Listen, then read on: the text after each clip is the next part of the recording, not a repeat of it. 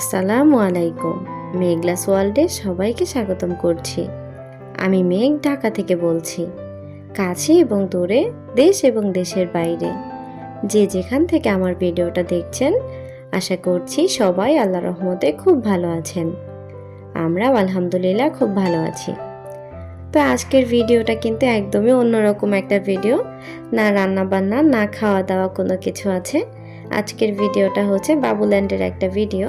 তো ভিডিওটা একদমই বাচ্চাদের বলতে পারেন, মানে ওরা দেখে খুশি হবে।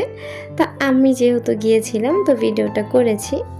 আমাদের বাসার পাশেই আদাপরে একটা নতুন ব্রাঞ্চ খুলেছে বাবুল্যান্ডের।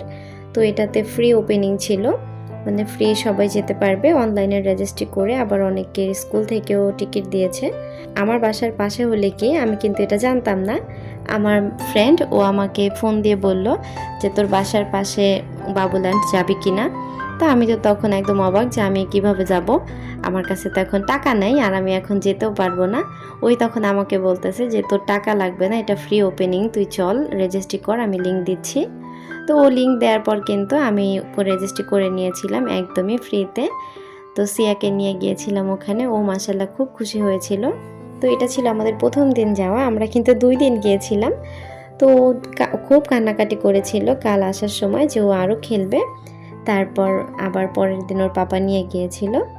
তো যাই হোক, ভিতরে এন্ট্রি নেওয়ার পরে কিন্তু ওই খুব মজা করে খেলা করছিল। আর এন্ট্রি করার সময় কিন্তু অনেক জ্যাম ছিল, বাবারে বাবা, এত ভিড় ছিল যা বলার বাহিরে। ওই যে কথায় তো আছে, আমরা বাঙালি সস্তা পেলে বস্তা ভরে নেই, ওই রকম সস্তা পেয়েছি। মাগনা টাকায় যদি আমরা এত কিছুতে উঠতে পারি, তো সেটা তো আর হাতছাড়া করব না। তো যাই হোক, আমি কিন্তু কথাটা মজা করে বলেছি, কেউ সিরিয়াসলি নেবেন না। তো এখানে ফ্রি ছিল বলেই কিন্তু এতটা ভিড় ছিল, এটা আমরা সবাই বুঝতে পারছি।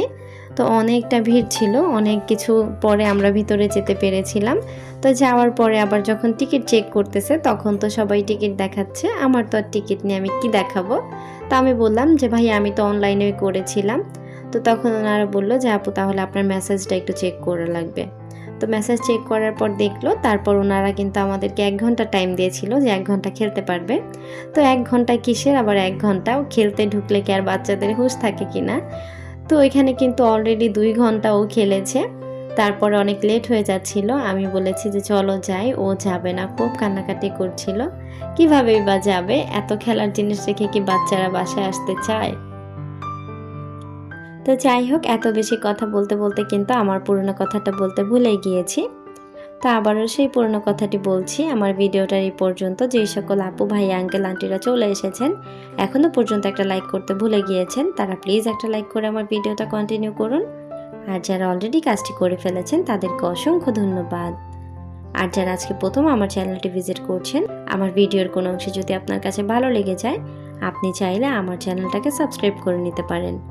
আর পাশে থাকা বেল আইকনটা প্রেস করে দিতে পারেন, এতে করে আমি যখনই ভিডিও ছাড়বো আপনার কাছে নোটিফিকেশন পৌঁছে যাবে। আর আপনি যদি চান আপনার সময় এবং সুযোগ মতো ভিডিওটা দেখে নিতে পারবেন।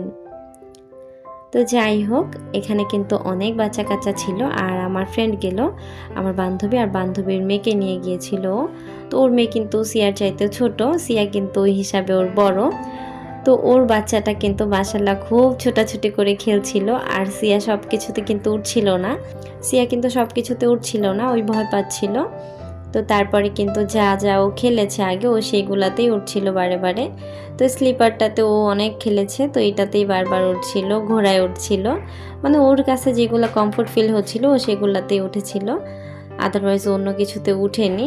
আর ওই যে স্লিপার, যে বড় স্লিপারটা, ওইটাতে যাওয়ার জন্য কিন্তু খুব কষ্ট করতে হয়েছে তাকে, এতগুলা বেলুনের উপর দিয়ে যাওয়া তার জন্য খুব কষ্ট হয়েছিল।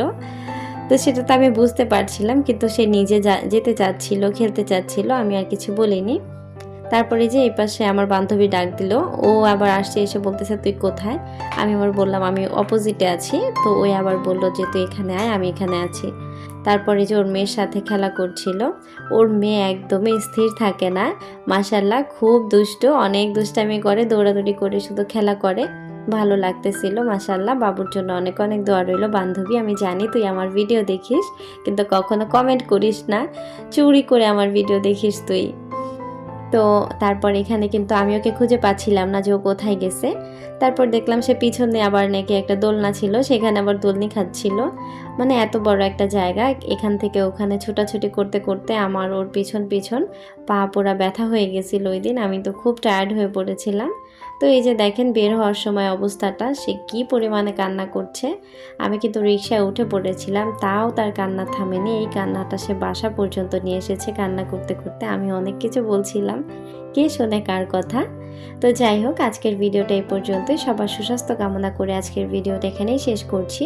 সবাই ভালো থাকবেন, সুস্থ থাকবেন। আল্লাহ হাফেজ, আসসালামু আলাইকুম। আর আমার ভিডিও বা কথা কাজে যদি কোনো ভুল ত্রুটি থাকে, সবাই প্লিজ ক্ষমা সুন্দর দৃষ্টিতে দেখবেন। আর আপনাদের মতামতটাও জানাবেন কমেন্ট বক্সে। সবাই ভালো থাকবেন।